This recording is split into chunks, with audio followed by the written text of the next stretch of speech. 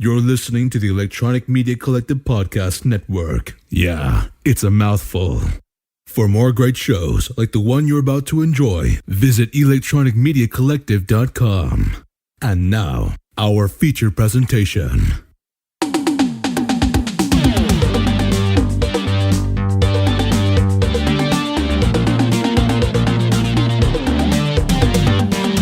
Good evening, Grawlix Nights. There we go. What's going on? Oh, not much. I'm playing with my wood.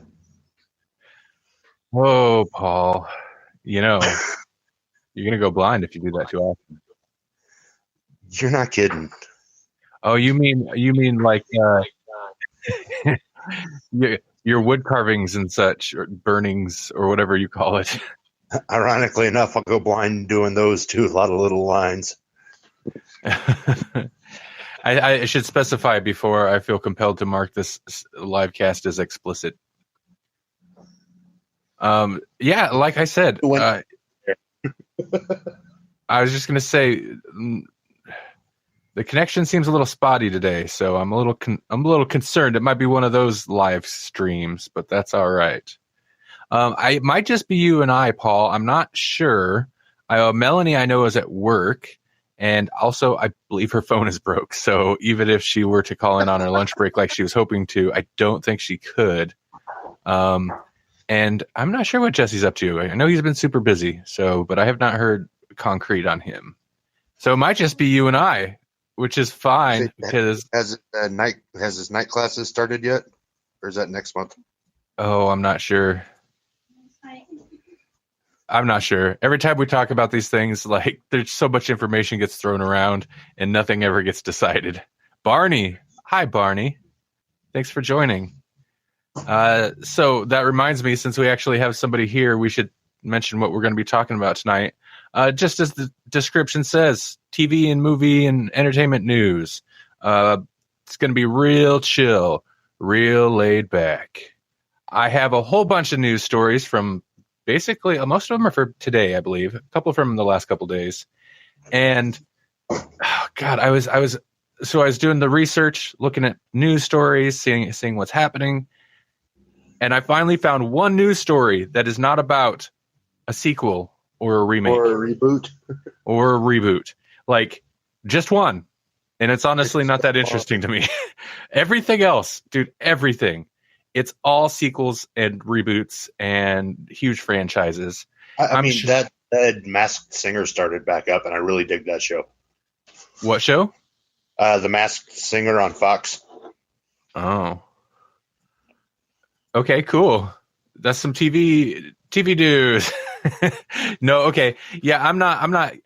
I think I know the premise. I only ever heard about it like for the first time the other day, and generally I avoid those shows. But is it good? I say it's like hidden celebrities, and you get the clues, and it's fun guessing to try to figure out who it is. Okay. You know, it's not like American Idol and all the others where it's, oh yeah, you can sing. It's okay, who's under the mask? That's the fun part. It's like American Idol with a mask on. So is there just one masked singer, or are there multiple singers? No, what is this? There's 12, I think. Okay. Is it like a competition? How is this a show? Here's what I'm wondering. What is the premise? How is this more than one episode? Is this a competition? Yeah, you have to survive to the end, and then you get crowned. So it's Masked American Idol, except they might already be famous. Like T-Pain won last year. Why? Why is okay? Nope. Because I'm glad you enjoy it. Nobody knew it was him. Well, he really deserved it. Auto-tune T-Pain, and here he is singing soul and stuff like that under and it's like, well, who is that? Well, it's T-Pain because he's short, and it's not Kevin Hart. It's T-Pain. But I mean, it's a fun show. Okay, I'm sorry. I should. It's exactly the kind of show that I just It's not in my wheelhouse, and so I like the whodunit. I like the guessing. Some of the singing I can take or leave, but the guessing who's behind the mask is the fun part. Okay, I got you. I like being right a lot. Okay, here's how you make this more interesting. Keep it the same, except one of them is a murderer, and now it's a true whodunit. That'd be awesome. It's like Clue with American Idol. Yes. Hey, that's actually a good segue into some TV and movie news. You know, I see there's a whole bunch of people joined. We're dropped down to one listener. Hey, Rika. Thanks for sticking with us. So sorry, I bored you with. Just American Idol with a mask. That's what you're watching. Disgusting, Paul. It's disgusting. Hey, thanks. Welcome to the show, Paul. This is the show where you share what you enjoy, and then Randy berates you like a jerk. Hey, I'm fine with that. Okay. No, it's good. It's good. Rare to find original content on TV. That was the point.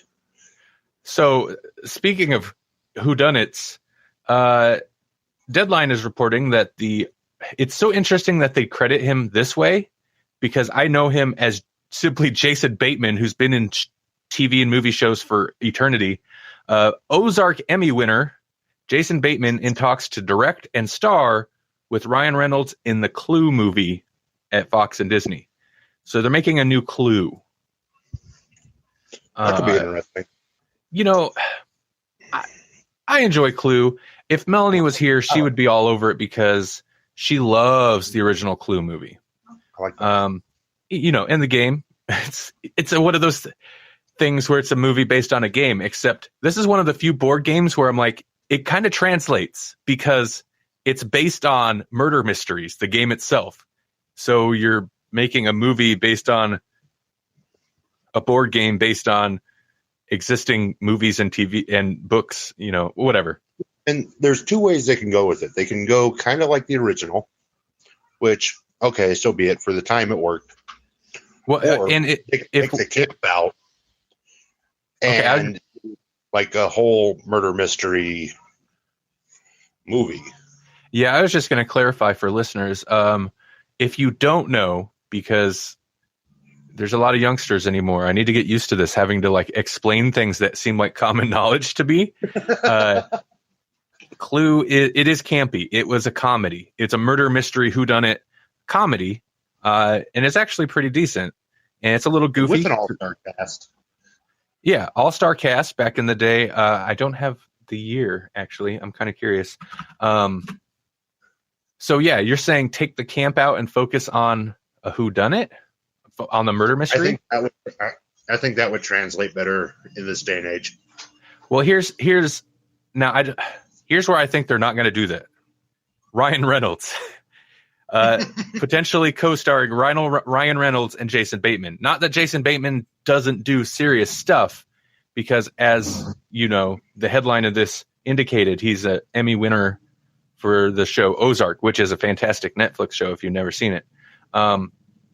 Okay, sorry. I don't know if the mic's picking that up, but get your loud truck out of here.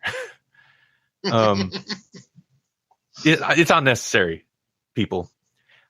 Now, however, Jason Bateman has probably done as much, if not more, drama and serious acting than comedy. But even still, I associate him with comedy, or at least like he's kind of a fun, laid-back guy.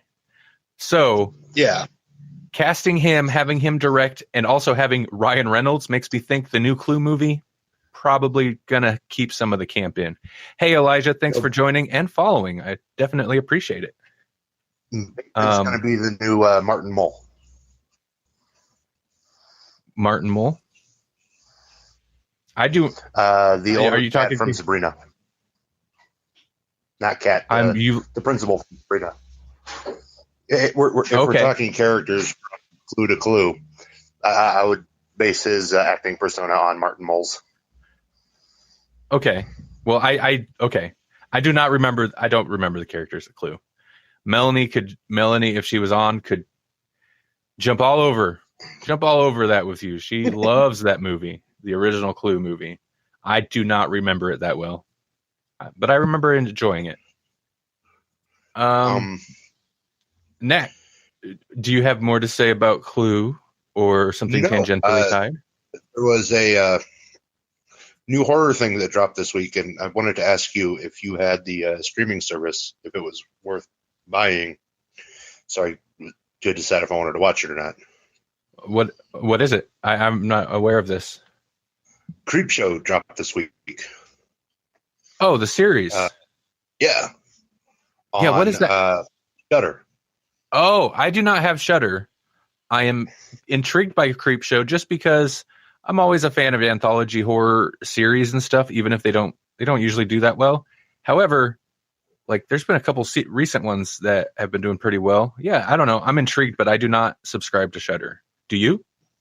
No, I was looking into it when we stopped at a rest stop on the way up here, and I was like, $5 a month?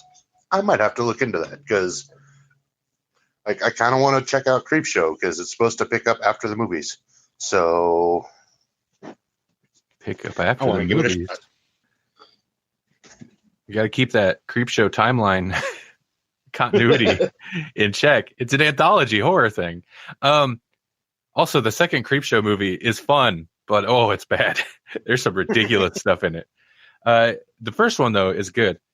$5 a month for Shudder. You know, I've contemplated it, but not really. I've never pulled the trigger on it just because, you know, I don't know. It's like I don't know if I need another streaming service, and I'll have to look around and see what they actually carry because I know they've done some pretty decent original stuff, but I was always worried it was going to be like just a backlog of direct-to-video and like old school style bad B-grade direct-to-video horror movies that just... Oh, I saw some good ones on there that'd be fun to pair with some GCU movies.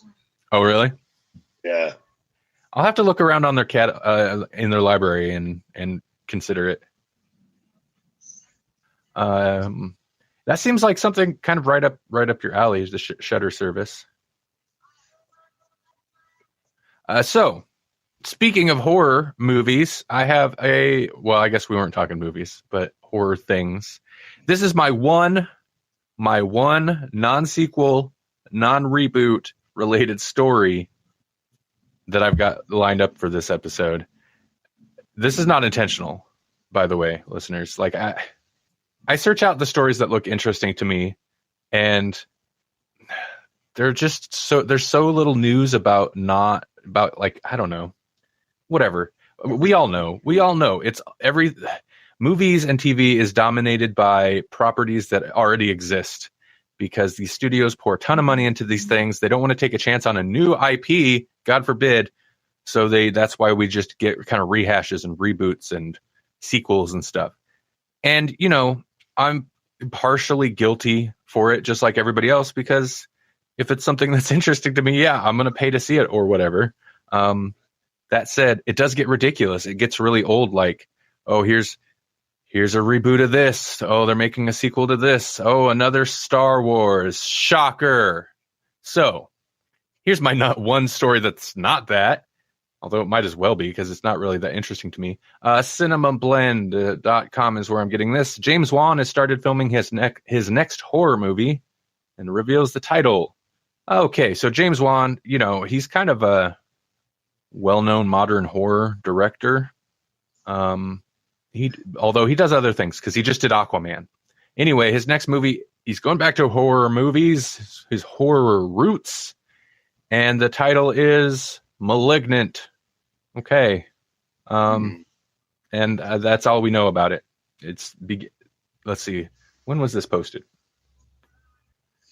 It doesn't say if it fits into his current universe or not. It does not say. So, I mean, if it does, then you can throw my whole "this is not a sequel or reboot or remake" out the window. Well, I mean, it doesn't necessarily have to be a sequel either. I mean, well, yeah, yes, I understand that. Spin-off. Spin-off still counts. Now that said, maybe it's just me. I'm gonna have to go through and give some of these movies a chance. I love horror movies, and I I do enjoy, like, anytime somebody can make a name for themselves, like a director, and be known for specifically for horror movies, like, yeah, that gets my eye. That said, this guy's movies just don't interest me, and I don't know, like, I'm not sure why. They just seem so.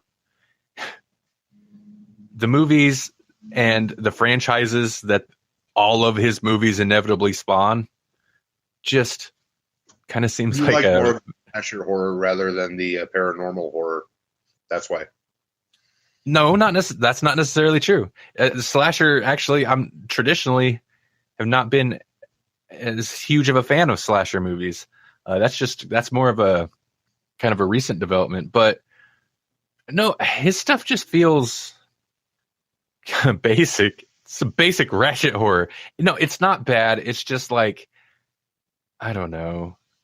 Well, that's one of the things I like about it. He took it back to basics in times where everything's super heavy CGI, super heavy everything else. He went back to classic jump scare, the tense music, and that might be part of the problem is at this point you're so programmed to here's what we expect out of a horror movie. And he's like, here's what I like. This is what I'm doing. I don't know if that's it, but just a heads up, the live cast interface is giving me the network connection issue again. So we'll probably randomly get cut off. Yay. Yay, live cast. No, okay. The issue is these movies are wildly popular. They do very well, which is great. I'm happy anytime horror movies can do that well. But they feel so run-of-the-mill. And I'm like, if there's going to be horror movies that do that well, why can't they be more interesting? These are so run-of-the-mill and relatively safe horror movies. That's my issue. We're running out of stories. No. That said, I would like to see a nice Chupacabra story. Yeah, exactly. Running out of stories. Where's the classic Chupacabra movie? It doesn't exist. Why not? Why not? We need a Kubrickian style tailing of the Chupacabra myth. Oh, that'd be awesome. Oh, just for hell, just for the hell of it. I think about that sometimes. I'm like, there's a lot of you mentioned that I like slasher movies, and I have been enjoying slasher movies quite a bit lately. But typically, they're not good. Most slasher movies are not good movies. They're not like film classics. So, No. so then I think, well, could that even be done? Could you make like a Kubrickian or some type of highbrow, super well made, well crafted slasher movie? I mean, I guess you get Psycho or something, right? But like, I don't know. I'm talking camp slasher. Say, give me The Godfather, but Freddy. Jason Voorhees. Yeah. Yeah. To be fair, it has its like cheesy moments, but the first Nightmare on Elm Street it's pretty good. It's not Kubrickian. It's not masterpiece theater. I don't know what that means. It's not like masterpiece filmmaking, but there are good ones. I give it the orchestral score, the horse head in the bed. Well, so you come to me on the day of my daughter's wedding, and I mean, kill you. Other horror genres will get that. Other horror genres can get that treatment. You've got The Shining. I keep mentioning Kubrick. You've got The Exorcist. These classics. You've got I had another good one. Or even, a lot of people wouldn't consider this like timeless film classic, but something like The Witch, where that's kind of bold. Like it's not safe. It's not a safe horror movie because it's not a guaranteed like going to make $1 million because there's some really weird, or $1 billion. I'm sure it made $1 million because there's some really weird creative decisions, but it's interesting. Like it's crafted by a filmmaker, Well, Birds. Did you say the Birds? Yeah. Oh yeah. Well, I mean Hitchcock. That's why I said like I guess Psycho is about as close as you get to that, but Masterpiece theater. Masterpiece theater.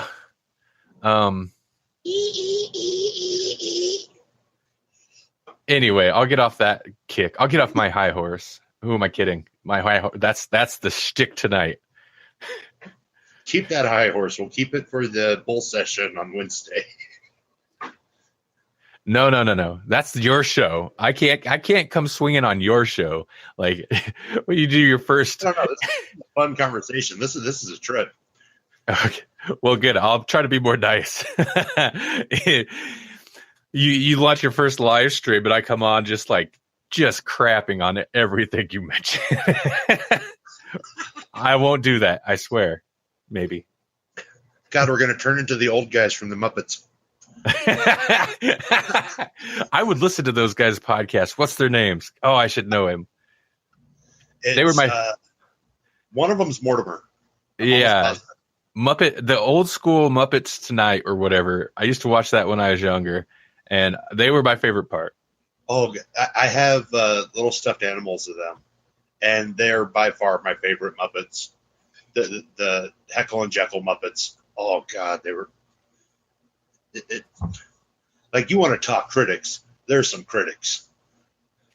Hey, listeners! I say listeners, but it still lists. It lists a couple. Hey, if you guys have any thoughts, any input, feel free to chat us up here in the chat. We're all about it. I'm a little who guys from the Muppets are. I'm a little worried that Castbox, since it's giving me the network error thing, is kind of limiting our reach, but maybe not. Are you Wi-Fi'd?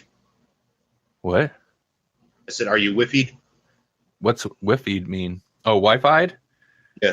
No, man. I'm hardlined. I'm wired in. Maybe that's the problem. I need to cut the hard line. Like in the 90s, whenever hackers were getting back hacked. We need to cut the hard line. No, I'm on desktop. Like, I don't trust Wi-Fi. I need a straight connection, straight feed. I say I actually get better service via Wi-Fi than I do.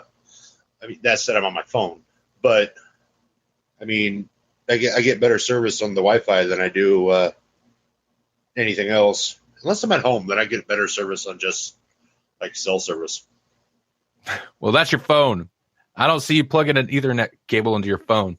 Well, I could. It wouldn't do any good, but I could.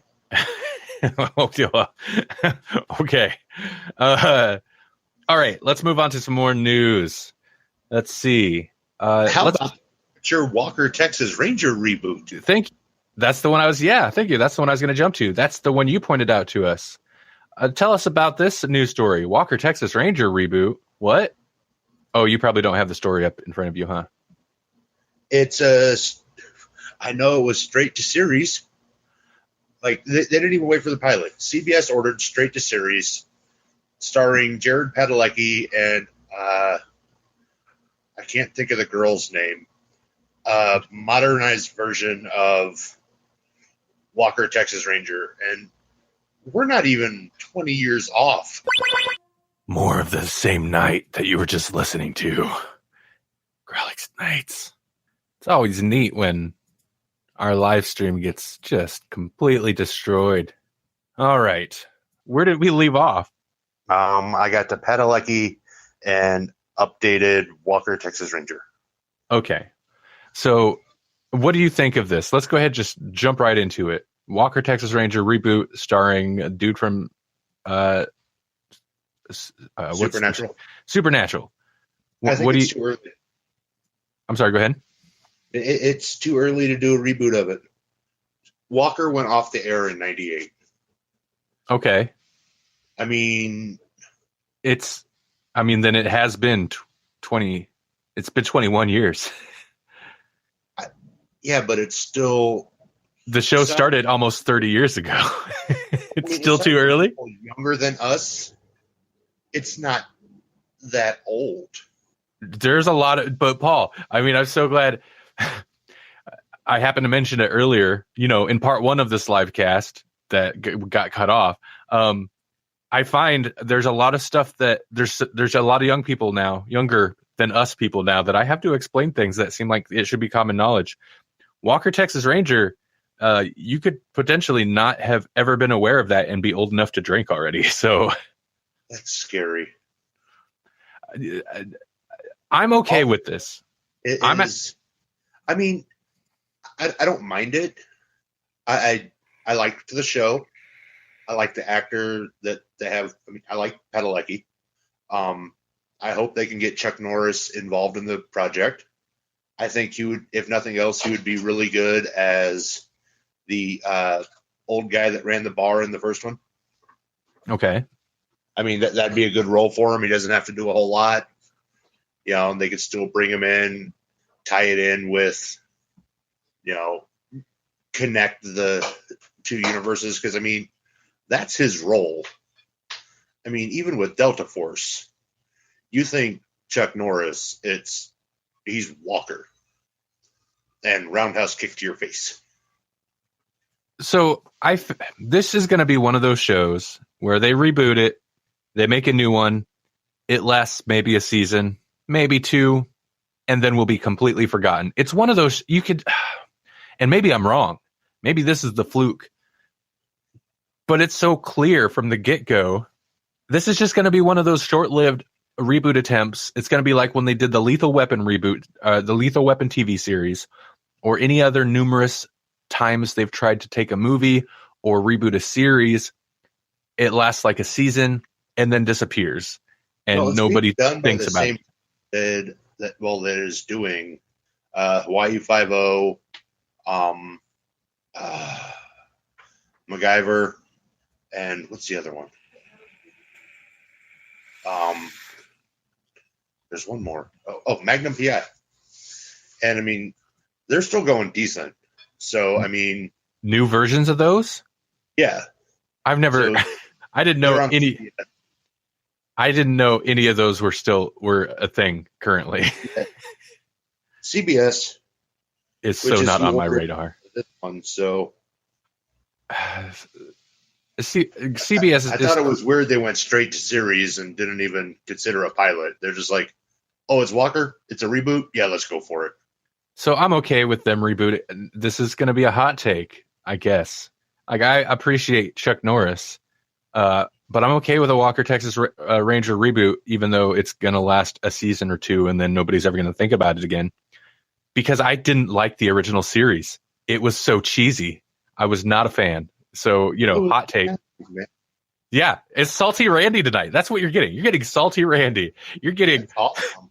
Randy raining just salt on all of your favorite things, Paul. I'm sorry. Who did your Cheerios? Nobody, but these properties are all junk, man. These are all shows that I don't care about. Oh, okay. No, for real though, people loved Walker and I appreciate that.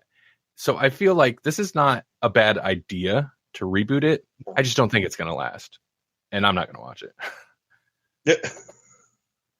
But it's on CBS, so I wasn't going to watch it anyway. I don't watch anything on CBS. What do they got? The closest to a thing I'm not griping.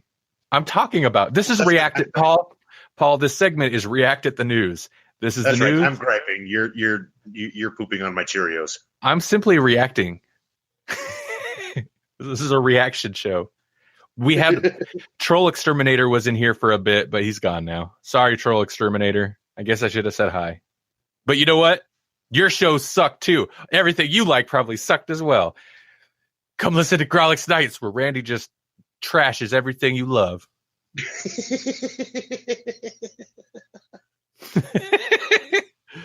Oh, hey, I got another. Let's see. You want to hear about a spinoff? Who's spinning off? This dude. If you did not share this, I don't think you did. If you didn't share this to the Grawlix page, this is totally something you would. This is right up your alley. According to cinemablend.com, I doubt they broke the story, but this is the article I'm reading. The Snake Eyes spinoff has cast a new Baroness. Ooh. So they've made 2 G.I. Joe movies in the past. In the past, I guess whatever, since 2000. I don't remember when they came out. And they did moderately okay, but they were both, I guess, panned as just bad movies. Whatever, big blockbuster G.I. Joe movies. Well, they're trying to reboot the cinematic universe. They're trying to start a new G.I. Joe cinematic universe because, of course, they are. And apparently they're going to start with a Snake Eyes movie, which is news to me. And they have announced they're casting for the Baroness. And hold on here. Sorry, I lost it. Where's it at? Oh boy. Ursula Corbero? I'm saying that wrong, I'm sure. But she was in Money Heist, which I've heard good things about. It's on Netflix, but I have not watched it. That could be good. The picture they show, she looks the part, potentially. Yeah. So there you go. I have a feeling this is old news, but really the main thing to me was that they're making a Snake Eyes movie, which could potentially be cool because Snake Eyes is the coolest G.I. Joe. Of course, doing a full... Well, we on the Grawlix podcast, a couple months ago, we did an episode on the first, I don't know, X amount of issues of the G.I. Joe comic book series, the 80s comic book series, which was actually quite a bit more enjoyable than I had expected because I had never read it. And I mean, yeah, Snake Eyes is the coolest, and you could tell the writer also thought Snake Eyes was the coolest because he made him awesome. Well, you got to have more fun with him. He wasn't, "Hi, I'm Duke." Yeah, no, you're exactly right. He's silent and weird and has a disfigured face. So my question is, if they're going to do a full movie on Snake Eyes, does it take away from how cool Snake Eyes is? Because part of the coolness is the mystery of him. No, I think he'll still be silent, which will be interesting for a movie because, when the lead star doesn't talk, you're going to have to make an intense movie around that to keep people interested. So obviously, I don't know their plans here, but if they're going to try to use this to kickstart a new G.I. Joe cinematic universe, it's interesting that they're doing a Snake Eyes movie. Seems like a Snake Eyes solo movie. Do you think they're going to do other solo movies before? Are they going to do the Marvel bunch of solo movies before going Avengers on this thing? Or do you think they're going to do a Snake Eyes and then just go into G.I. Joe? Well, that's the smart way to do it. The give everyone their solo movie except Duke. I was going to say that's the thing, though. Everybody knows Duke. Snake Eyes could sustain. I mean, Snake Eyes is a cool enough idea as a character that could. And Shipwreck. Don't give Shipwreck his own movie. Well, that's how many of the other characters really can justify their own movie, though. I mean, maybe combo movies. Yeah, that's possible. It just depends. The problem is they're making this movie to jumpstart a cinematic universe, and I'm sorry, when you put all your eggs in one basket like that, it doesn't go well. I mean, where's the dark universe or whatever they were calling that? Or honestly, the world of work. From the other side, and putting together the Cobra Force, they have better backstories. Cobra Commander and all of them have better backstories. And then throw in a Joe. Joe. Do a reverse Marvel. Make the villain backstory and have the hero be secondary. Well, I guess doing the backstories first is good because knowing is half the battle. And the other half is extreme violence. Yep. And a fictional country and terrorist cell to keep your movie PG or PG-13, whatever they're going to aim for on this. All right. What else? Hey, let's jump over. What? The Ghost Rider series that was picked up by Hulu got canceled. Was that even running? Was it airing? No, it was set to begin production, and they're like, "Yeah, nope, never mind." Huh. Interesting. I wonder what that. So I wonder if the mouse has bigger plans for Ghost Rider. Probably nothing good. Yeah, I'm afraid. I'm worried. I'm fine with, Disney handles their very comic booky characters, has been handling the Marvel very comic booky characters fairly well. But I just don't expect anything dark or particularly interesting. In Ghost Rider, you got to do dark. And Oh yeah. so I don't know. I don't see them doing. They probably just won't even use him. They probably just don't want him to muddy up the brand. And it did seem like a weird decision to launch a new Marvel show on Hulu while they're also channeling all this effort into Disney Plus. Now, is Ghost Rider does Marvel / Disney own the rights to do Ghost Rider live action stuff right now, or is that with somebody else? Yeah, Marvel has him. Okay. He was on Agents of S.H.I.E.L.D. for a while. Oh, okay, that's right. I remember hearing about that. Huh. Well, it could have something to do with Kevin Feige and his attention being split with Star Wars now. So here's our next news story. Kevin Feige has been tapped to. He's doing a Star Wars movie. He's been confirmed That's why we lost Spider-Man. He's confirmed that he is developing a new Star Wars film for Lucasfilm. Yeah, that's all we know about it. There's nothing else. This will be, whatever comes after they wrap up the trilogy long Skywalker saga or whatever. It's crazy. That comes out after, he's too busy to help Sony with, Spider-Man all the time. Yeah, it's interesting. I didn't ever really buy that. Like, Spider-Man. I didn't. That seemed like an excuse. That seemed like we don't want to talk to the public about the numbers game behind it all. So, Kevin Feige, he's just too busy. He's a busy guy. But yeah, maybe there's some truth to it. I mean, where a Star Wars film would take up most of your time, but way to drop the ball, guys. Tangentially connected to that story, we have Sony. They're making a Morbius movie starring Jared Leto as the vampire Morbius character.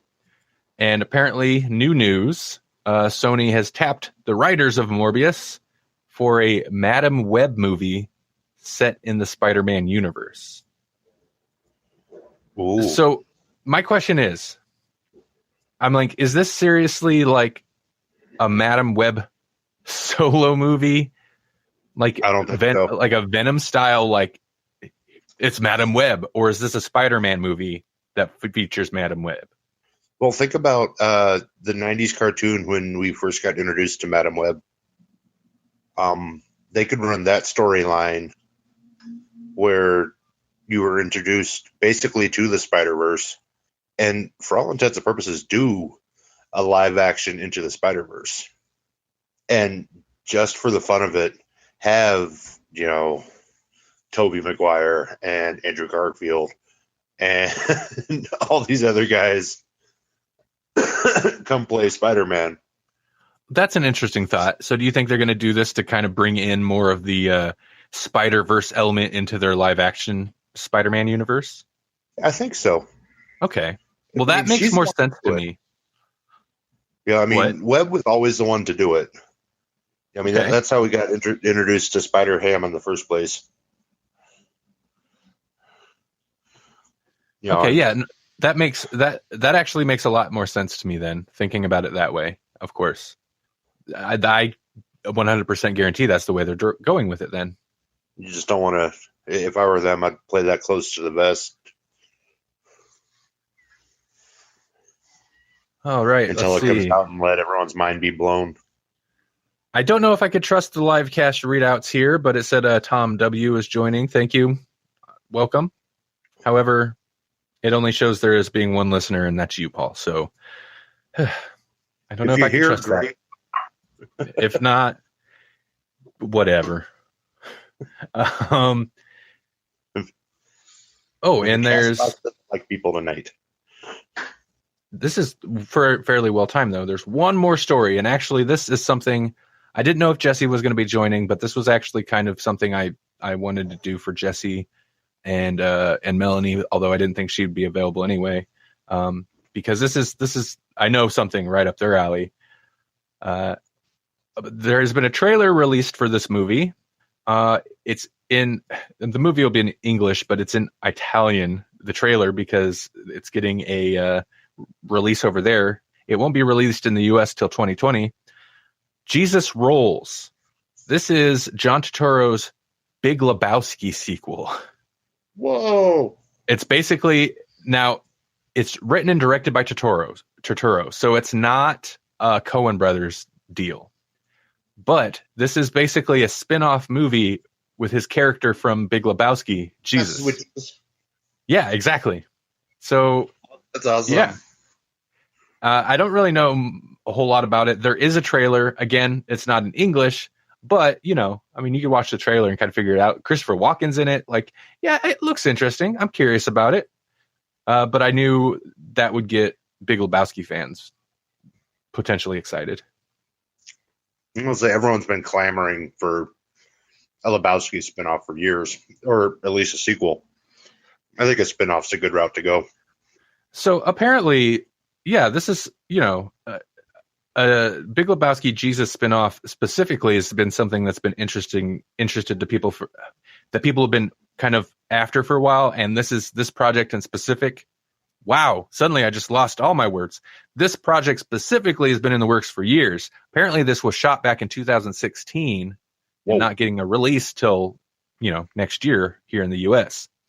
But yeah, it's coming. So I thought that was interesting, and I was totally not on my radar. It kind of blew my mind when I seen this story. So Big Lebowski spinoff / sequel. That's crazy.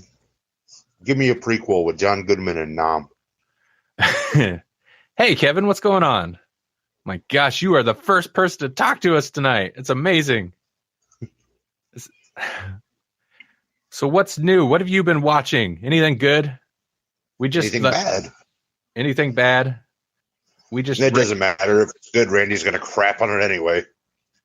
Yeah, I am. I'm feeling salty. Tell me your favorite thing right now, your favorite shows, and I'm just going to pour salt all over it. Crap on. Crap off. No, that's bad. It's bad. Okay, so we're almost at the end of the show, though. Because that's how it goes. When somebody joins and says hi, oh, sorry, we're almost over. We've been doing this for an hour, but whatever. So here's what's opening this weekend: Abominable. This looks like, is this a DreamWorks thing? It is, I think. I think so, yeah. A CGI animated thing. Judy. It's a biography about Judy Garland. Jesse Kiefer is joining. Just my luck, Kevin. Well, hey, it's all good. We always go a little long, but I did just finish all of our news stories, including the one that Jesse would have been interested in. That's all right. How do you think we feel? The other host just showed up. No, it's been fine. I've been enjoying. Dude, I don't know about Paul, but I've been enjoying my night. Just crapping over everything Paul loves. Just destroying everything. Oh, no, yeah, okay. So night class did start this week. No problem, Jesse. No worries. That's why I messaged the Inside Baseball. I messaged the Grawlix Knights crew earlier today, and just like, Jesse and Melanie, if you can't make it, don't stress. Don't rush. Don't worry about it. It's just going to be chill. And for the most part, it has been. It's just been very chill. Unless you like something. Unless you like something, and then I'm just going to just hate on it. Woo! Oh. See, Paul, now you said, man, all of our reviews have been negative lately. That's what I thrive on. I guess. That's what brings me life. Negativity. I thrive on it. It's the Grawlix way. Dude, it is the Grawlix way. No, listen. Well, first off, we do crap on things we love, even, but sometimes I liking things, but our reviews, when everybody's like, yeah, this is good, that gets boring. It's when there's things that aren't so good, that's fun. Oh, yeah. What else is coming up? Opening this weekend, The Day Shall Come. That doesn't even know.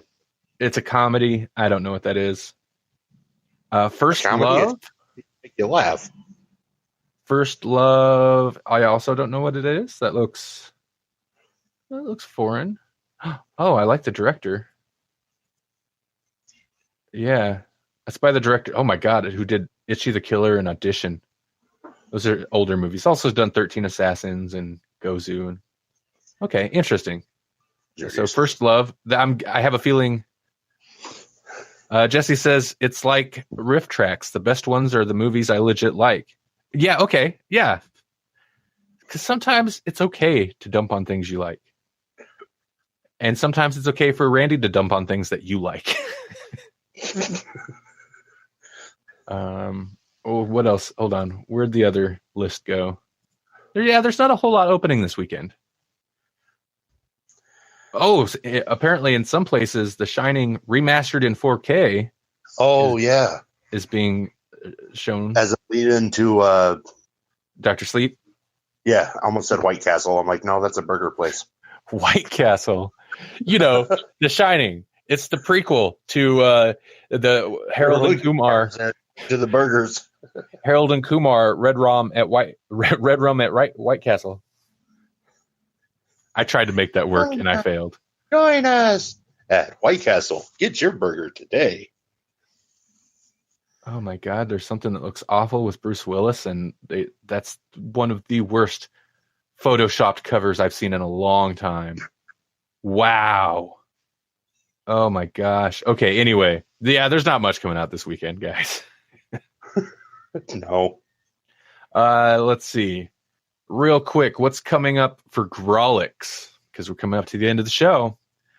So, coming up on Grawlix, sometime we will be discussing Sandman, Volume 1, trade paperback, or maybe it was hardcover. I don't know. I read it digitally. But it's basically the first 8 issues. The trade.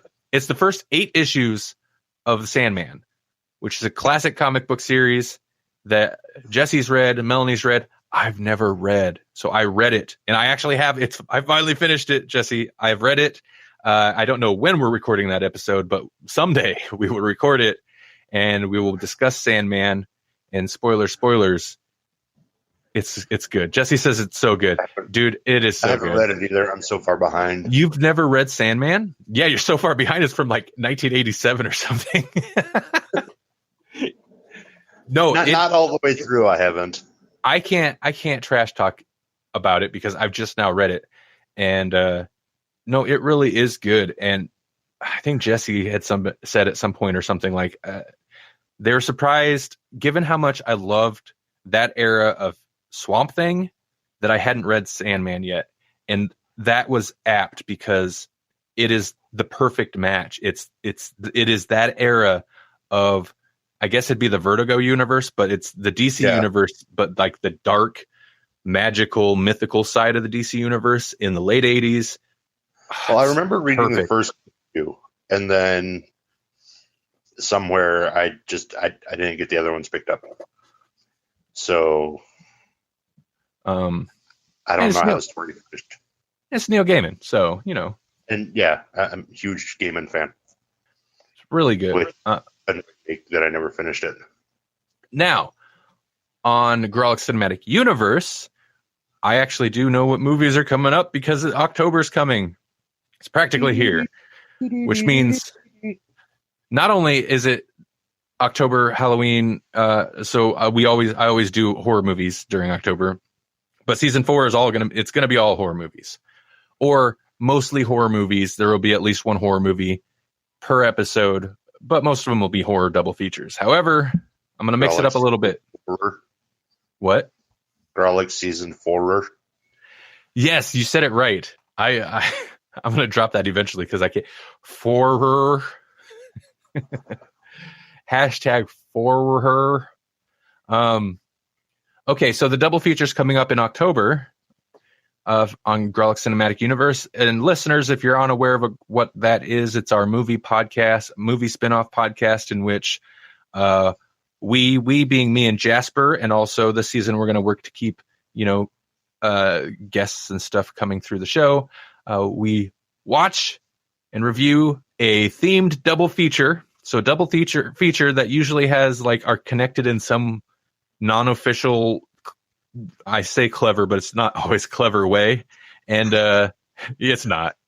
I still always go back to the Flash Gordon and Highlander as being the most clever double feature because they both had scores by Queen. Whatever. Whatever. It's that even that's a little stretch. Anyway, so we review a double feature, a themed double feature, and then we pitch our versions, our ridiculous, slightly fan fiction-ish versions of what a shared cinematic universe would be between those two movies. And the movies we got coming up on Grawlix Cinematic Universe for October, I'm not sure which order we'll put these episodes out. It kind of depends. But I'm going to pair up Murder Party because finally I've been wanting to do Murder Party on the show for a while, and it's a Halloween appropriate movie. And I'm going to take it easy on Jasper. We're going to ease into the horror because Murder Party is like a comedy horror, so it's not straight horror. And then The Warriors, which is not horror. And Jesse, I feel like you're somebody who really wanted us to do Warriors in the past, so I might have to talk to you. But Murder Party and The Warriors. And I think, Paul, you would... Okay, yeah. I know Jesse had mentioned it ages ago, and I don't remember what movie he suggested we pair it with. But it kind of works very well with Murder Party because they're both...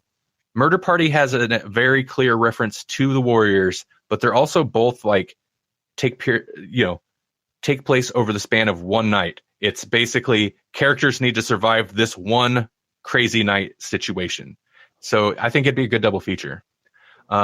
The other GCU episode in October, I'm thinking will be Halloween 3, Season of the Witch, because, man, I've been wanting to do that one for ages too. And The Guest, which are also tangentially tied in a non-official, non-story way.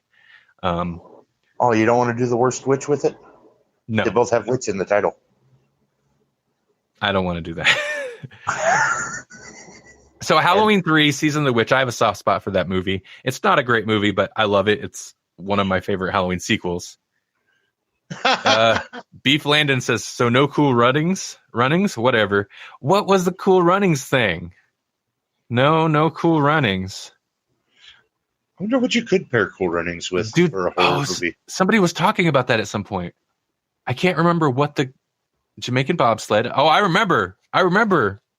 Cool Runnings. To the rhyme. Come on, men. It's bobsled time.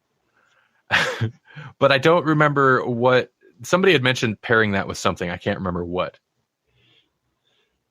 Anyway, by the way, Beef Landon. I'm not sure who you are, but hi. What's going on? Prepare it with white wine. White wine. Okay. Beef Landon's just tuning in. All right. Well, now that we actually have, hey, Beef, now that we have people to chat with, we're ending the show. It's over. Dude, the chat was dead for like an hour. There's nothing. Anyway, but we can't do this all night long, mainly because I'm out of material. All night long. And I feel like Paul's going to stop telling me what shows he likes so I don't keep berating him for watching bad television. Paul, what else are you watching? What else am I watching? Yeah, what else are you watching at the moment?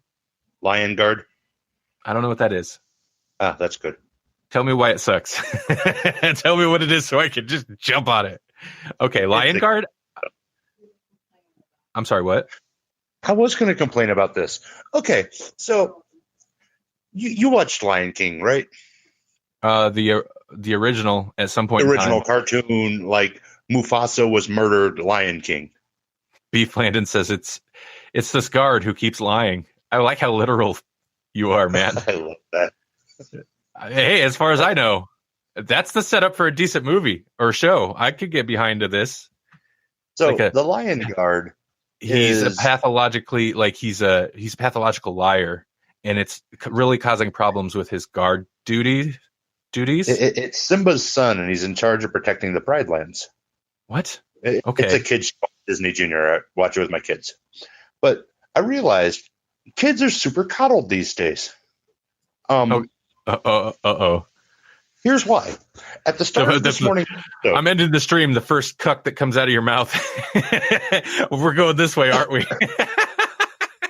I'm sorry. Keep talking, Paul. This morning's episode. It says this episode features a story that centers around parts of the circle of life. It may be too strong for younger audiences. Adult viewers suggested. And I looked at my kids and said, hey, the queen's going to die. And they're like, well, how do you know? I was like, trust me, she's going to die.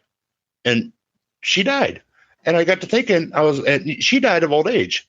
I was like, hold up. We didn't get that for Lion King. We got straight up brutally murdered Mufasa. No warning. I find that interesting because I don't think it's a bad thing, because it definitely can avoid an awkward, not that you should avoid having that conversation with your kids, but like it avoids that awkward, like, you know what? I don't know if I want to have the death talk yet. So let's not watch this, because Disney back in the day with the Lion King, with Bambi, it's not, I don't think it was Disney, but you know, in the Land of Time, or before, what is it? Land Before Time. Yeah. Land Before Time. Dude, they're all about killing off the mothers. And like there was no warning. And it plays it hard. It doesn't pull no punches. It goes for impact. And as kids, man, I wasn't ready for that. Well, you remember stuff like that. Like, and you were tougher for it today. Beef says my kids still don't know. Still don't know what we did. I hope college is working out for them. Oh, still don't know what. Not, the kids still don't know that we die. That's awesome. And I would also like to encourage people just to get in the car someday, hop on an interstate, and drive, because the things you see when you're driving are phenomenal. Somebody in the Iowa DOT had some fun at their job. There was an official, like, green interstate sign by a cornfield, said, "Watch out for children." Children of the corn. I was like, he's got humor. Well, it's probably legit. There's probably, I don't know, beanwalkers or something, or I guess they'd be detasselers if it was a cornfield, but that's a job a lot of people probably don't know about. Hey, no. Let's end this show. Yeah, that just all popped up on the side of my screen. Look, another one. Hey, David, we're ending the show. I'm sorry. Tune in next week. I think from now on. Oh, hey, you just get a leash and walk the beans. Yes, that's bean walking. Beef.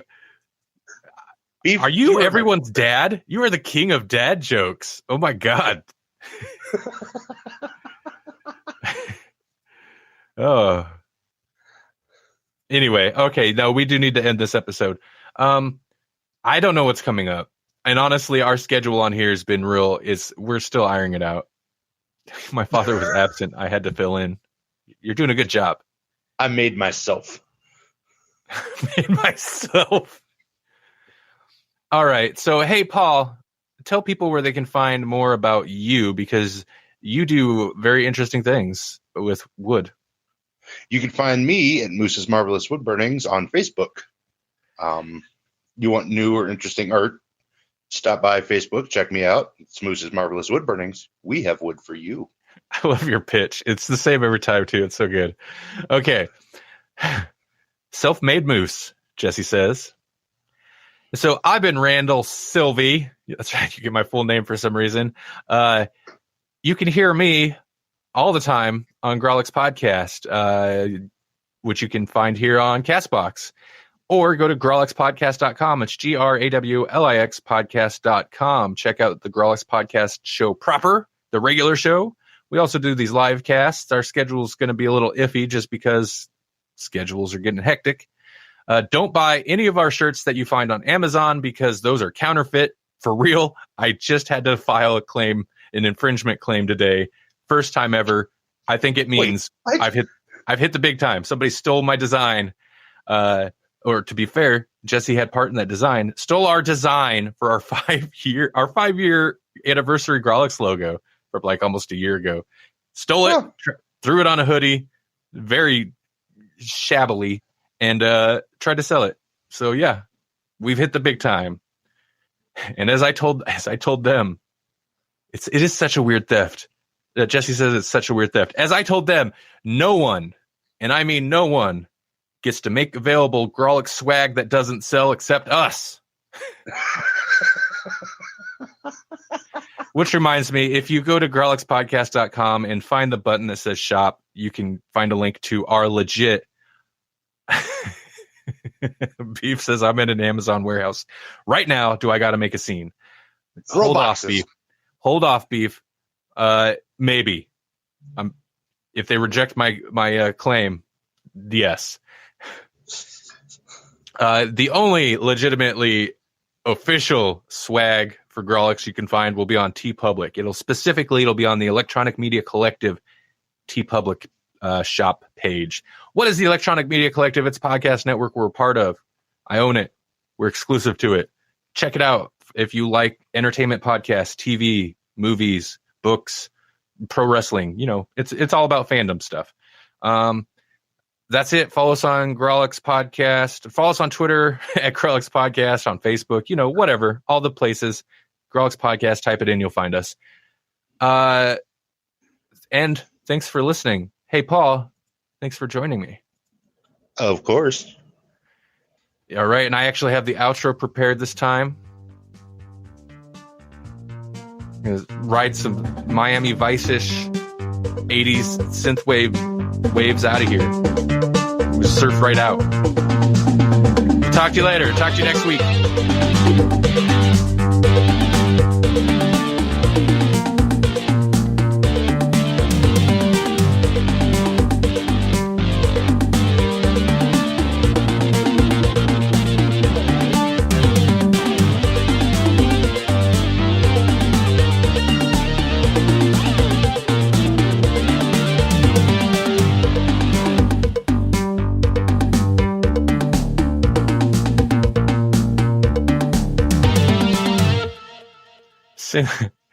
Synth guitar, fake guitar synth solos are my new favorite thing.